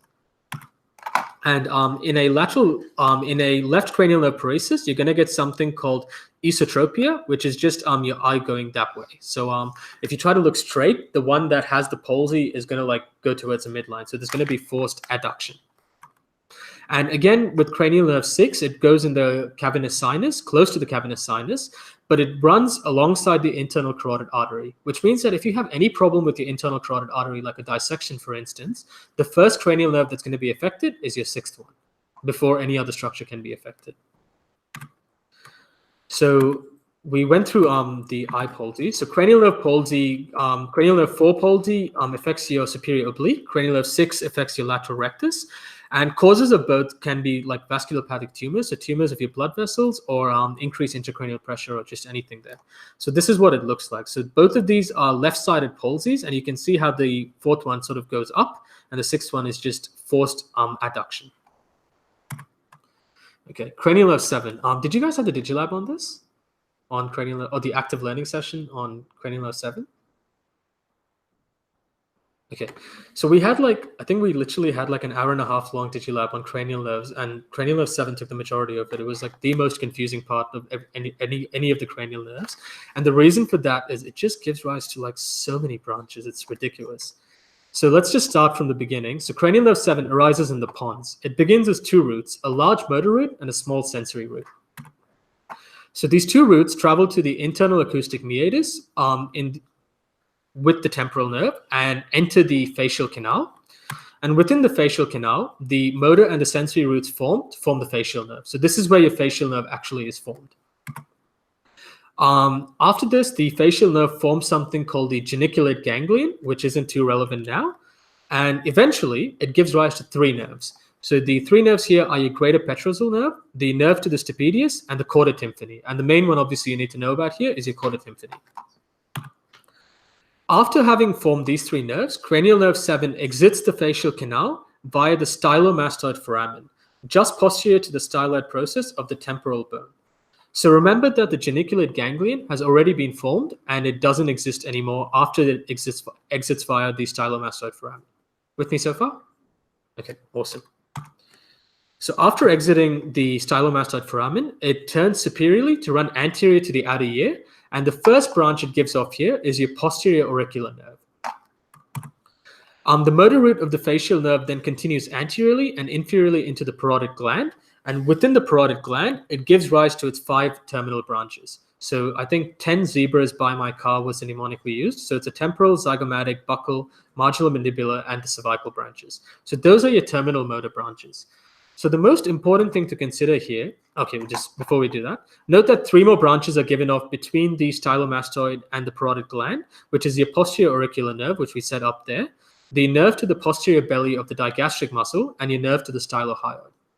So the most important one you need to remember here is where a lesion of cranial nerve 7 can occur. So if it occurs after the geniculate ganglion, you're going to have only motor function being affected, particularly if it happens at the parotid region, because all of these give rise to motor functions. If it happens before the geniculate ganglion, you're going to have functions that the geniculate ganglion is responsible for. So things like lacrimation and all that. Does that sort of make sense? So it's important to understand where the lesion of cranial nerve 7 occurs, and also if it's an upper motor neuron lesion or a lower motor neuron lesion. So that's particularly relevant for strokes. So this is a good diagram that sort of highlights what I'm trying to put across. So if you look at this, oh, there's a mouse there, perfect. So if you look at this region there, you can see that it originates from the upper motor neuron region. When it goes to the forehead, it sort of intertwines with the upper motor neuron region of the opposite side. But when it goes to the lower part of the face, it's entirely responsible for that. So what that means is if you have a unilateral lesion, so if I have like a problem with just the right side of my brain and an upper motor neuron problem, I'm going to be affecting both the upper part and the lower part of my face, but the upper part won't be affected as badly because I still have some innervation from the left side. Does that make sense? Yeah. So the technical term there is forehead sparing. So essentially, strokes of the upper motor neuron lesion affect the lower face, but strokes are forehead sparing because they affect only one side of the brain. So if you have like a stroke of your right middle cerebral artery, you're going to be affecting just that region supplied by it. So you're not going to be affecting any other region. So patients are still able to like raise their eyebrows up, wrinkle their forehead, and do things like that. But the lower side, they've completely lost all feeling. We also went through Bell's palsy earlier. Bell's palsy can either affect the upper motor neuron or the lower motor neuron lesion of region of cranial nerve 7. And it's important to remember that upper motor neuron lesions are pretty rare. So generally, if you see someone with Bell's palsy, chances are their forehead is going to be affected as well because it's a lower motor neuron lesion. And you also have something called Ramsay-Hunt syndrome, which is like an infective version of Bell's palsy. So Ramsay-Hunt syndrome presents with very similar symptoms to Bell's palsy, but the main difference is that it's caused by the herpes zoster virus. So instead of just having symptoms of paralysis, you're going to have viral symptoms as well, with the main one being blisters. So you can see a patient with blisters and they also have facial paralysis. You want to start thinking of Ramsay-Hunt. And the most common non-traumatic cause is facial paralysis due to inflammation of CN7 near the stylomastoid foramen. So that's where the facial nerve exits. Okay. Cranial nerve 8 is pretty simple. So it's composed of two parts. You have the vestibular part and the cochlear part, like its name suggests. Both of them have a purely sensory function, so there's no motor function associated with the cranial nerve 8 at all. And they travel in the internal acoustic meatus and enter the facial canal. Both sets of fibers eventually combine to form cranial nerve 8, and cranial nerve 8 is associated primarily with like things like balance and all that. So things that allow you to stand up without toppling over, cranial nerve 8 plays a major role in that. And cranial nerve 8 eventually exits the cranium by the internal acoustic meatus. Okay, and the main clinical relevance here is sensory neural and conductive hearing loss. So if you have vestibular neuritis, it's just an inflammation of the vestibular part of cranial nerve 8, and this can be caused by viruses, so reactivation of herpes simplex virus. And obviously, if you have a sort of if you have a problem with balance, you're going to be presenting with symptoms associated with balance. So things like vertigo, feeling of spinning around the room, nystagmus. So the vestibular nerve is very closely related to the vestibulo-ocular system. So you're going to have involuntary movements of your eyes, loss of equilibrium, so not being able to stand up, and nausea and vomiting. So you just have general irritation there. You also have something called labyrinthitis, which is an inflammation of your membranous labyrinth. Not too relevant to know what the labyrinth is and what it does, but just note that symptoms are going to be sensorineural hearing loss. So if in an OSCE you're just asked to talk about some of the causes of sensorineural hearing loss, labyrinthitis is a pretty good one. And I'm sure you guys are familiar with like the Rene and the Weber's test, like what that's done and all that. Yeah. Okay. The cranial nerve 9 leaves the cranium by the jugular foramen. And at this point, it also gives rise to your tympanic nerve. So in terms of clinical relevance, it's mainly important to note that cranial nerve 9 is responsible for general and special sensation to the posterior part of your tongue. And it eventually descends down the neck anterolateral to the internal carotid artery and finally enters the pharynx. Cranial nerve 10 is a big one. So the vagus nerve is there's a lot that can happen with it. So it originates from the medulla and exits via the jugular foramen. And prior to its exit, it gives rise to the auricular branch of the vagus nerve. So we'll go through what that's relevant for in a couple of slides. In the neck, it travels with the IJV and the common carotid artery. And the right vagus nerve passes anterior to the SC joint, whereas the left vagus nerve passes posterior to the SC joint. So just a bit of anatomy there. And in the thorax, the right vagus nerve is responsible for the posterior vagal trunk, and the left vagus nerve is responsible for the anterior vagal trunk. So when you guys did thoracic embryology back in Sem 1 of this year, remember how there was a slight twisting of structures around that region? If you go back and look at your notes, you'll find that the vagus nerve is also responsible for that twisting, and eventually the right one goes back and the left one comes forward. In the abdomen, the vagus nerve is also responsible for parasympathetic innervation to your esophagus, stomach, and your small and your large intestines, and it goes all the way up to your splenic flexure. So beyond the splenic flexure, the vagus nerve isn't responsible for anything. So essentially, the vagus nerve does a lot of innervation of your body, and if you have a lesion of that, pretty much dead. So yeah. Okay. Clinical relevance of number 9 and number 10. So we said number 9 was responsible for going down to your pharynx. So it can give rise to a gag reflex. So if you don't have a gag reflex, you need to consider that something is wrong with cranial nerve 9. And cranial nerve 10, several things can go wrong with it. If you have something wrong with cranial nerve 10, you're probably it's probably dead in all honesty. But the main one to consider for an OSCE scenario is uvular deviation. So if you have a lesion to cranial nerve 10, you're going to have uvular deviation away from the side of lesion. So the uvula is going to be pulled towards the stronger side. And things like your recurrent laryngeal nerve and your superior laryngeal nerve can also be affected. Remember that damage to the recurrent laryngeal nerve is going to give you a hoarse voice, whereas damage to the superior laryngeal nerve will give you a high-pitched voice. And the reason for that is the superior laryngeal nerve is responsible for the cricothyroid, which is responsible for giving you lower pitched noises. So if you damage the cricothyroid, you can't make low pitched noises. You're going to be talking with a high pitch. That's one important thing to consider. And obviously, if you have bilateral damage to both your recurrent laryngeal nerves, you're going to have difficulty speaking. So yeah. Okay. Spinal accessory only has somatic motor function, and it arises from C1 to C5 and sometimes C6. It eventually, outside the cranium, it descends with the internal carotid artery to eventually move to the posterior triangle of the neck, and that's where it's responsible for supplying the trapezius muscle. It also supplies part of your sternocleidomastoid, which is relevant for clinical anatomy. We'll go to that in a bit. So the cranial part arises from the lateral aspect of the medulla and leaves via the jugular foramen. So yeah. So part of it leaves via the foramen magnum, part of it leaves via the jugular foramen. So it's just important to consider that cranial nerve 11 has 2 exits. And clinical relevance, as we said, if you have damage to cranial nerve 11 fibers, you're going to have paralysis of both trapezius and your sternocleidomastoid. And this is what it looks like. So this guy here has paralysis of the right cranial nerve 11. So therefore, his right side is just going to sag down. And this is a reason why like it would sag. So since contraction of the sternocleidomastoid causes head rotation to the opposite side, a cranial nerve lesion would cause rotation and shoulder sag on the same side, so on the ipsilateral side as the lesion. And cranial nerve 12, so almost done with cranial nerves. So is there anything too relevant there? I think you guys can read that. So the main thing to remember is that cranial nerve 12 receives a branch from the cervical plexus, and which then travels to give off one branch to supply the ansa cervicalis, which is what's responsible for like sympathetic innervation to your cervical region. So that's the main thing you need to know about the hypoglossal nerve, and also know that it's responsible for innervating the tongue. So yeah. So clinical relevance there, there's several things that can cause a palsy of cranial nerve 12. So the main ones here are tumors, internal carotid artery dissection, which we said can affect cranial nerve 6, and branchial cyst surgeries. So an upper motor neuron lesion before the nucleus of cranial nerve 12 will deviate the tongue away from the lesion, but the main thing to know is this is rare. A lower motor neuron lesion, which is far more common, is going to deviate the tongue towards the side of lesion. So generally, if you see a patient with a tongue deviation towards the right side, you can just assume that it's going to be a lower motor neuron lesion until you investigate otherwise, and therefore assume that it's going to be a right cranial nerve 12 palsy. All right? Yeah. And you're also going to have, the reason for your tongue deviating towards that side is due to atrophy of one particular muscle, the genioglossus muscle.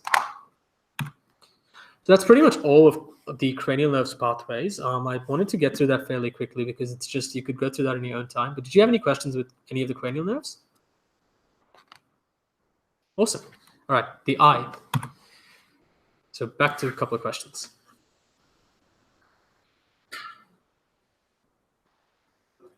Okay, we have a B there. Yeah. Ooh, one-handed. So it is B. And one more. Okay, we have A. I think it was you who said A first. So was it you who said? Oh, all right. Oh, I've already given you Smarties. You Oreo. Oh, jeez, that was a bad throw. Sorry, mate. Yep, so it's the oculomotor nerve responsible for the levator palpebrae superioris.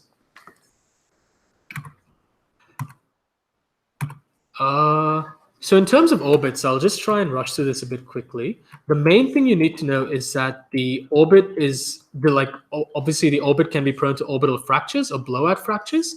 And the main one you need to remember here is that the inferior margin of the orbit that's made up of the maxilla and the zygomatic bone is most commonly broken. So that's because it has a sinus compartment, and the sinus compartment allows, because it has air within it, it's not as strong as a purely bone compartment is, and that's why it's most commonly broken.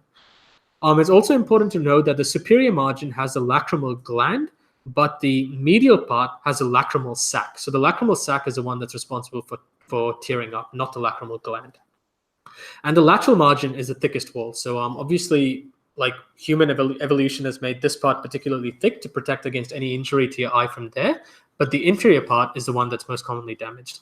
And there are 6 bones that are responsible for making up the bony orbit. It's your frontal, lacrimal, ethmoid, maxilla, zygomatic, and sphenoid. If you guys have time during revision, try and remember which of the bones are responsible for each margin of the orbit, but that's pretty low yield stuff, so you don't have to know that. Okay, this is extremely high yield. So there are 6 muscles or 7 muscles in total that are responsible for the eye to move. And you have 4 rectal muscles, which are the, and all of these rectus muscles attach to something called the annulus of Zinn, also known as the common tendinous ring. All of these muscles are innervated by cranial nerve 3, except for the lateral rectus, which is innervated by cranial nerve 6. So I'm sure you guys have heard of the mnemonic LR6, SO4, R3. So that's just a handy way of remembering which muscle is innervated by what muscle. What nerve. You also have 2 oblique muscles, with the superior oblique being innervated by a trochlear nerve. And the levator palpebrae superioris, we kind of talk about when we talk about muscles of the eye, but remember that it's not responsible for moving the eyeball, it's just responsible for moving the eyelid. But since we're just talking about all muscles of the eye, we'll just include that here. This is a pretty handy table that I used when I was revising eye anatomy last year. You do need to remember what action each of these muscles are responsible for and what position of the eye like each of these muscles act on. So for instance, what I mean is if your eye is adducted, your superior rectus is responsible for intorsion, whereas if your eye is AB ducted, your superior oblique is responsible for intorsion. So a general rule of thumb is the superior muscles are always responsible for intorsion, and your inferior muscles are always responsible for extorsion. It's just a question of whether it's the rectus or the obliques, and that depends on if your eye is adducted or abducted. Does that make sense? Yeah. Awesome. So the eyeball itself, the eyeball occupies most of the anterior orbit, and obviously it contains the visual system, so the things that help you see. So the eyeball itself has 3 layers, but there's also an additional connective tissue layer that just is responsible for supporting it. You don't have to know too much about it. The 3 layers itself are pretty important to know about, and these are your fibrous layer, which has your sclera and your cornea, the vascular layer, which has your choroid plexus, the choroid, the ciliary body, and the iris, and the inner layer, which has your retina, and your retina both has visual and non-visual parts. So in terms of the fibrous layer of the eyeball, you have the sclera, which is the sort of tough, opaque part that's responsible for 5/6 of the eyeball, and the cornea, which is a transparent, convex part, which is responsible for the anterior 1/6 of it. And an important thing to remember is that the sclera has no blood supply at all. But let me rephrase that. The sclera has some blood supply. The cornea has no blood supply at all.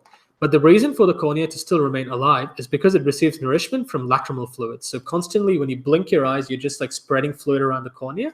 And this is why the cornea doesn't ulcerate and die out.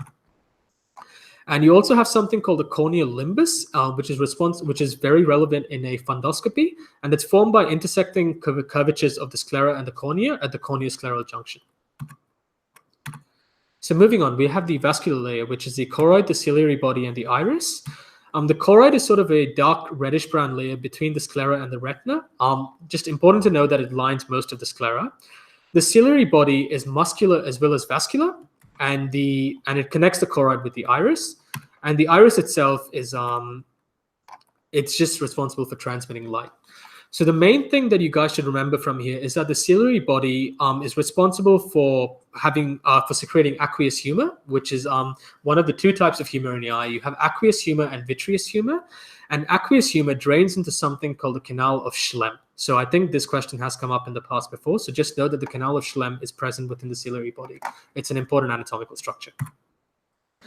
And the iris itself, it's important to know what happens when it's both parasympathetically and sympathetically stimulated.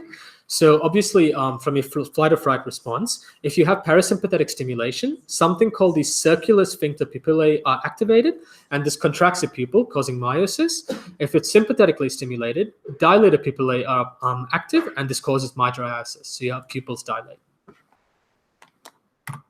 Okay, and lastly, we're at the inner layer. So the inner layer, as we said, just has the retina, and the retina itself is composed of 2 parts. You have the visual part, or the optic part, and the non-visual part. So the visual part itself is composed of 2 further layers. You have the neural layer, which is light receptive, and the pigmented layer, which is light absorptive. The non-visual part is not too relevant. Just know that it's an anterior continuation of your pigmented layer. The fundus of the eyeball is essentially, it refers to the internal aspect of the posterior eyeball, where all of the light entering the eyeball is focused. So all of the light that comes through is focused in one particular region.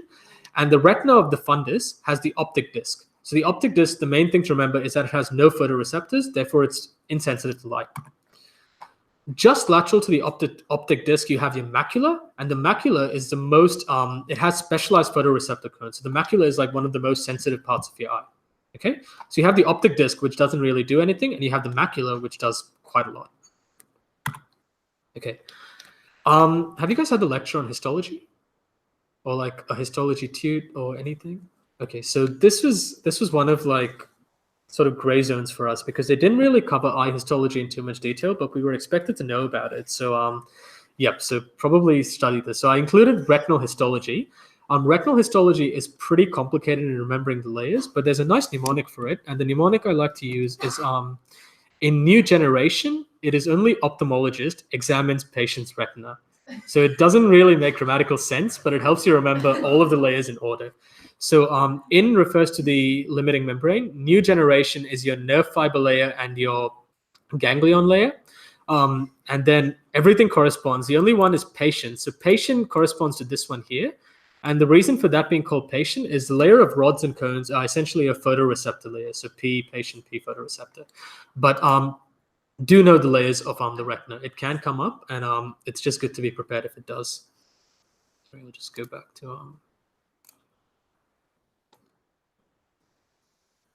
presenter view. Yeah. Okay, let's work. Right. So those are the layers of the retina. The main thing to know is that in the photoreceptor layer, you have something called cones and rods. The cones are responsible for color. So C for cone, C for color. The rods are responsible for black and white. So like that's what they're responsible for. So you guys have done the online module on like eye and ear physiology, haven't you? Okay. There's going to be like an online module. None of this is taught. You're just expected to like do it in your own time. So yeah, have fun with that. Okay. Vasculature of the eye is pretty, like there's quite a lot happening here, but the main thing to remember is that, as we said earlier, blood supply is mainly from your ophthalmic artery, which is a branch of your ICA. So you also have your infraorbital artery, which is a branch of your ECA, responsible for contributing some blood to structures, but that's not too important. Blood supply to your retina is provided by your central artery of your retina, which is a branch of your ophthalmic artery. And it's important to note that this central artery runs with cranial nerve II. So if anything goes wrong with cranial nerve II, the artery can be affected. If anything goes wrong with the artery, cranial nerve II can be affected. So they're very closely linked. Short posterior ciliary arteries are also responsible for nourishment for the non-vascular part of the retina, and anterior ciliary arteries and posterior ciliary arteries join together to supply the ciliary plexus. So this is getting into very, very nitty-gritty stuff. You don't have to, I'm pretty certain you don't have to know any of the very specific branches, just know like the broad gist of it. So blood supply to the eye comes from the ophthalmic artery. Ophthalmic artery is a branch of the ICA. And venous drainage is relevant for cavernous sinus thrombosis. So venous drainage of the orbit is through the superior and the inferior ophthalmic veins. And we said that the ophthalmic veins pass through the superior orbital fissure and enter the cavernous sinus. So the central vein of the retina usually enters the cavernous sinus directly. And in cavernous sinus thrombosis, all of this becomes clinically relevant. So fractures of the orbit. We went through blowout fractures a little bit earlier. Yeah, like you don't want to be in that position. But so indirect traumatic injury that displaces the orbital walls is called a blowout fracture. And as we said, it's the inferior margin of the orbit that's most prone to fracturing here.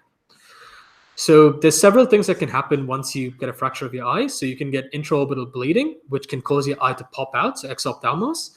And any trauma of the eye that causes bleeding obviously can cause infection. And if it causes infection, it can go to the cavernous sinus through the ophthalmic vein. So that's cavernous sinus thrombosis there. And you also have other conditions that you need to know about with regards to the eye, but these are probably more relevant for the eye exam. So uveitis is an inflammation of your uvea, and you guys are going to cover this in third year, but it can be associated with extraintestinal manifestations of autoimmune conditions. So if you have something like Crohn's disease or even ulcerative colitis, you can get uveitis from that. So who knew? Papilledema is one of the bigger ones to know about. It occurs due to an increased intracranial pressure, slowing down venous return from the retina. For bonus points, this isn't a question, for a chocolate rather. Does anyone know what the treatment for papilledema is? Which drug?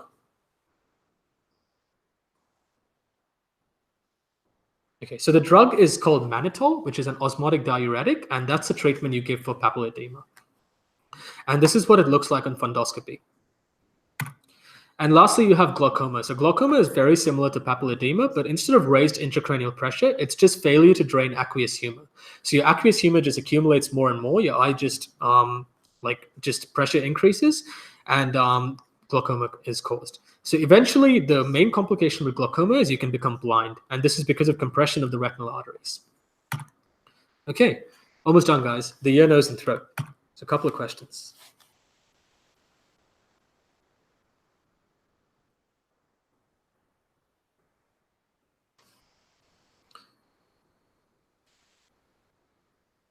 Does anyone want to have a crack? C?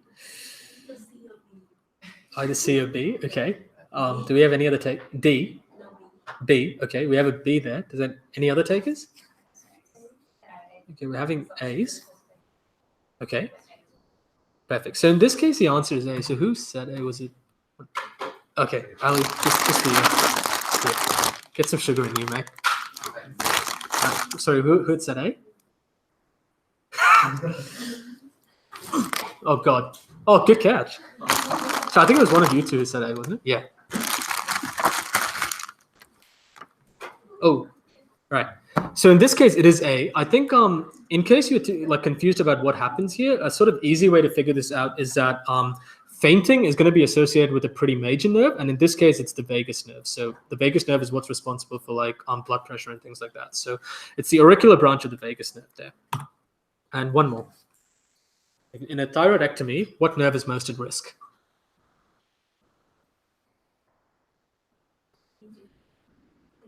D. Think about you.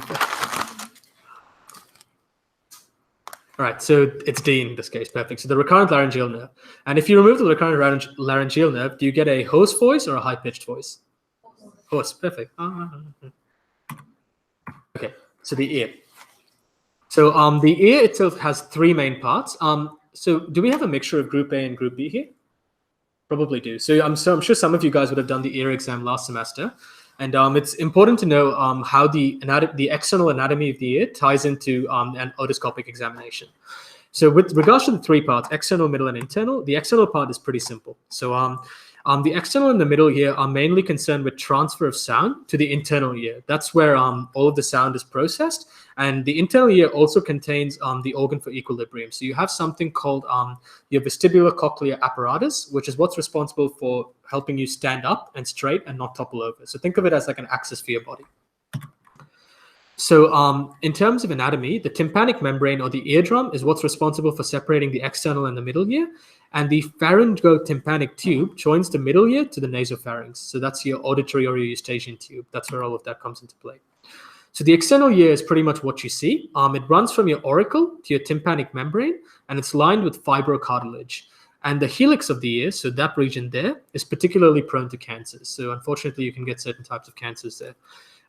In an otoscopic examination, it's important to make mention of general appearance of the ear. So some people have an accessory lobule, some people have a cauliflower ear, some people have bat-shaped ears. You can just talk about that in a ear examination. The middle ear is probably the most clinically relevant part of the ear. And so the tympanic membrane or the tympanic cavity or cavity of the middle ear is filled with air. And the contents of the middle ear there are four things you need to know about. You have your auditory ossicles, so your malleus, incus, and stapes, which if you remember from earlier, we said develop from different parts of your pharyngeal arches. You have your stapedius and your tensor tympani. You also have your chorda tympani and the tympanic plexus of nerves. So this is what the tympanic membrane looks like. In order to distinguish between a right and a left tympanic membrane, you need to look at where the handle of the malleus points. So in this case, the handle of the malleus is pointing towards the right, so it's the right tympanic membrane. And in the left, it'll point towards the other side. So in a ear examination, you should see something like this, and you need to comment on different aspects of it. So you comment on the incus and all that. And the tympanic membrane or the eardrum moves in response to ear vibrations, and which are then transmitted to the auditory ossicles of your inner ear. So this is where most of the questions for ear anatomy come from. It's with regards to the walls of the tympanic cavity. So I'm not going to go through the walls. You guys can do that in your own time. But you do need to know the 6 different walls. So the roof, floor, medial, lateral, posterior, and anterior, and know every bit of what happens there. So for instance, in this case, you have your tympanic plexus on your medial wall, and different things can happen in different regions. So you need to know that in quite a lot of detail. Your internal ear, thankfully, although it's one of the more important structures, it's pretty simple. It contains the vestibular cochlear organ, which is responsible for both sound and balance, as we said earlier. So it also has your cochlear vestibule and your endolymphatic duct and your endolymphatic sac, and your endolymphatic sac and your endolymphatic duct are particularly relevant in a disease that we'll go through in the next slide. So the cochlea and the vestibule, and you have the cochlea and the vestibule is composed of your utricle, saccule, and 3 semicircular canals. And it's the semicircular canals that are responsible for balance. So if you guys remember like year 12 maths, you have an x-axis and a y-axis. Imagine an x-axis, a y-axis, and a z-axis. That's what the semicircular canal looks like. And it's these 3 axes that allow you to stand up straight. So you don't topple forward, back, or in any orientation. So in terms of clinical relevance, you have otitis media or inflammation of your middle ear, and this can be caused either by viral upper respiratory tract infections or strep throat. You have paralysis of your stapedius muscle. So if you have paralysis of your stapedius muscle, the stapes, the smallest muscle in your body, can move it can move without inhibition. And essentially, this can allow you to hear like everything. So you get an extremely acute sense of hearing, which can cause a lot of discomfort. And the last one is something called Meninges disease, which is a disorder of your inner ear causing blockage of your endolymphatic duct. And this can cause vertigo, tinnitus, and hearing loss. So it's something that you might not get tested on, but it's probably good to know, particularly with relevant to like hospitals next year. So the nose. So the nose has, it's composed of your external nose and your nasal cavities. Next one. The external nose is primarily composed of cartilage, so which is why you can move your nose around. It's like mainly cartilage there. And the skeletal of the skeleton of the external nose is composed by several bones. So features of nasal cavities, you have concave, turbinates, meatus, and the opening of the auditory tube. Just here for completion's sake, not too relevant to know about any of this in too much detail. Vasculature of the nose, on the other hand, is pretty important to know about. You have 5 arteries that are responsible for providing blood supply to your nose. 2 of these arteries come from your ophthalmic artery, which is a branch of your internal carotid, and 3 of these arteries come from the maxillary and the facial arteries, both of which are branches of your external carotid. So basically, that means your nose gets vasculature from both internal and external supplies. You also have something called the Kisselblack plexus, which is found in the anterior part of your nose. And if you have nosebleeds, it's your Kisselblack plexus that's responsible for that. So yeah, bit of clinical anatomy there. And in terms of clinical relevance of the nose, the main one you need to know about is sinusitis, or inflammation of your sinuses. And essentially, the more clinically relevant one here is an infection of your maxillary sinus. So since your maxillary sinus openings are they're very small and they're located extremely high, you're not able to drain the mucus in your maxillary sinus until the mucus is filled all the way up. So that means that if you have a tiny bit of mucus in your maxillary sinus, it can cause a lot of discomfort. And in order to sort of like get over this, you toss and turn a lot when you sleep. So patients roll when they sleep to drain the sinus. So if someone comes in with presenting rolling a lot when they're asleep and you suspect a sinusitis infection, it's important to consider that the maxillary sinus might be involved. You can also get infection of ethmoidal cells within the ethmoidal air sinus. And if your nasal drainage is blocked, infections of your ethmoidal cells can sort of fracture the fragile medial wall of the orbit. So this just allows infection to spread. And the main complication here is you get optic neuritis. So you can get inflammation of cranial nerve 2, and then that's just going to inhibit your vision. So finally, your throat. Your pharynx is essentially a muscular tube that connects the oral and the nasal cavity, and it begins at the base of the skull and continues all the way to C6. So it's important to know which vertebral levels correspond to anatomical landmarks there. So the pharynx itself is composed of 3 parts. You have your nasopharynx, which receives sensation from CNV2, oropharynx from CN9, and the laryngopharynx from CNX. So in terms of relevance, clinical relevance here, the main one you need to know about is your laryngopharynx, because that's what's responsible for the ear cough reflex. So if you stimulate an old person's ear too much, since the laryngopharynx is also innervated by CN10, as is the ear, you're going to cause coughing. Make sense? Yeah. So in terms of muscles of the pharynx, you have longitudinal muscles and circular muscles, and these are innervated, pretty much all of them are innervated by the vagus nerve, except for the stylopharyngeus, which is by your glossopharyngeal nerve. You have 3 circular pharyngeal muscles, which contract sequentially to propel the bolus of food down. And you have 3 longitudinal pharyngeal muscles, which essentially act to widen and shorten the pharynx. So they help in swallowing. So I think this just is a little bit of GIT physiology from earlier in the year. So it should be reasonably familiar, hopefully. So vasculature of the pharynx is pretty simple. They're all branches of the external carotid artery. You don't need to know what branches they are. Just know that the ECA is responsible for supplying the pharynx. And venous drainage is by your pharyngeal venous plexus, which then goes down to your IJV. All right.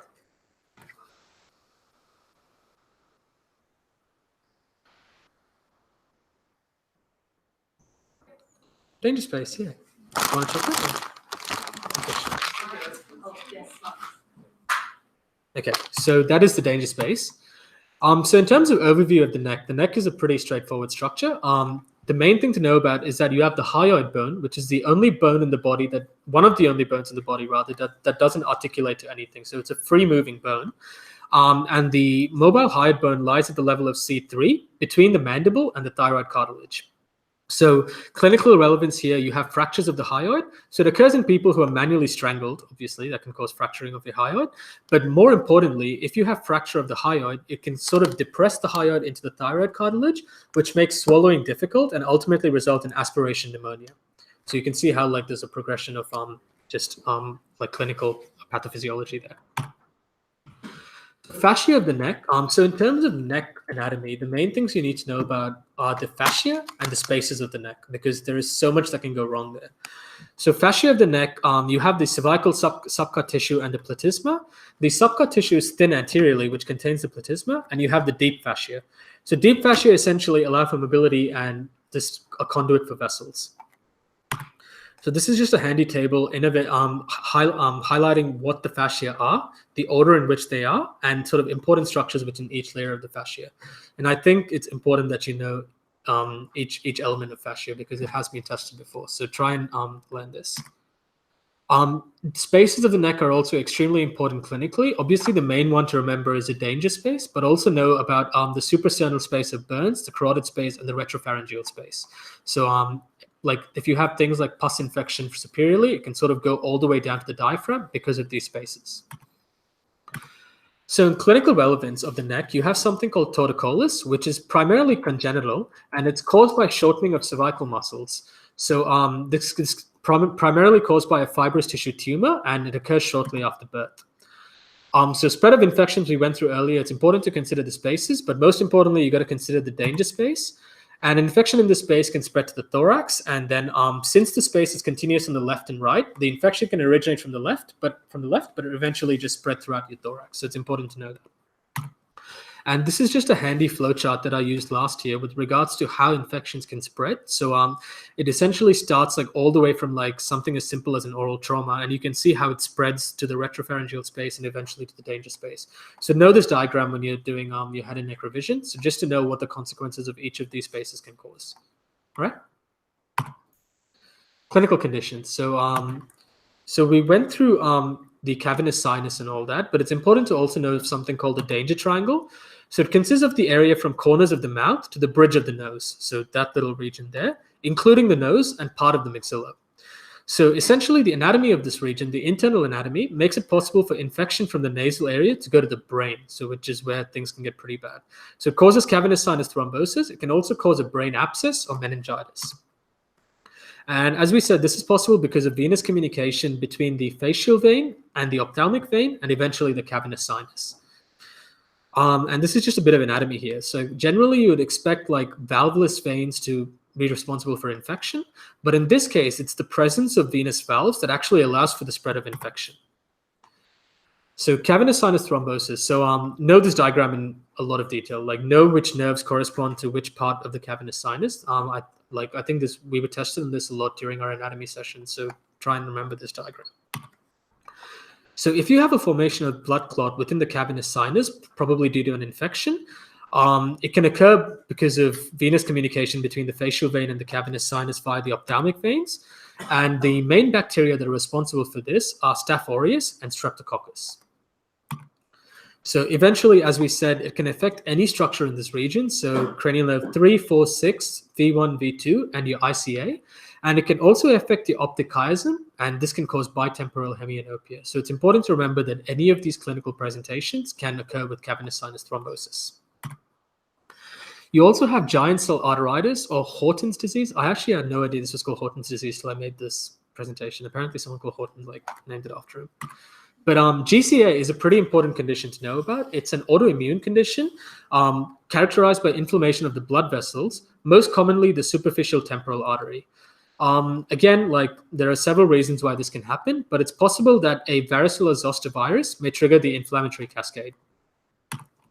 So symptoms that patients can present with are jaw claudication, so difficulty chewing, a headache and a tender temple, tinnitus, and polymyalgia rheumatica, which is a very fancy way of saying generalized weakness throughout the body. So all of your muscles are kind of crap. So severe cases can occlude the ophthalmic artery, and if you occlude the ophthalmic artery, you're not going to have blood supply to your eye. You can get diplopia or blindness. And it's diagnosed by something called a temporal artery biopsy. So what they do is they literally take out a chunk of your temporal artery and biopsy it to check if you have vasculitis of that. And treatment is a high dose of steroids. So one thing you're going to find out in third year is a lot of things are treated with steroids. So it's like your go-to drug. So prednisolone is like golden drug. Okay, you have mumps, which is particularly relevant with cranial nerve 7. So swelling of the parotid glands caused by the mumps virus or parotiditis, and it initially presents with fever, myalgia, and lethargy, followed by inflammation of your parotids. So it can be unilateral or bilateral.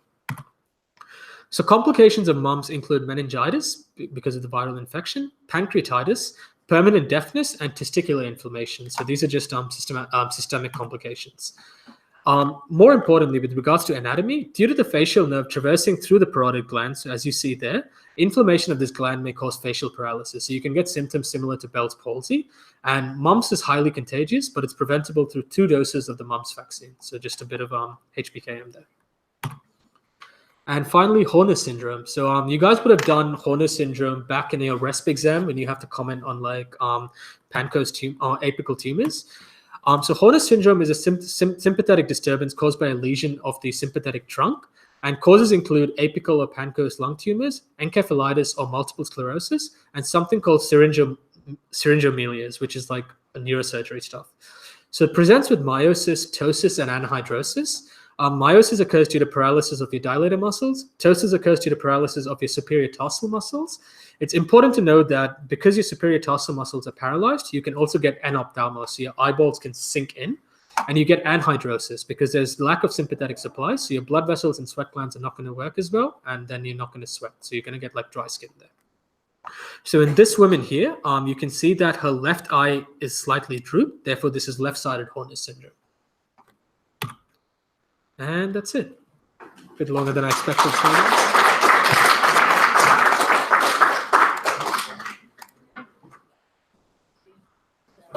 Jeez.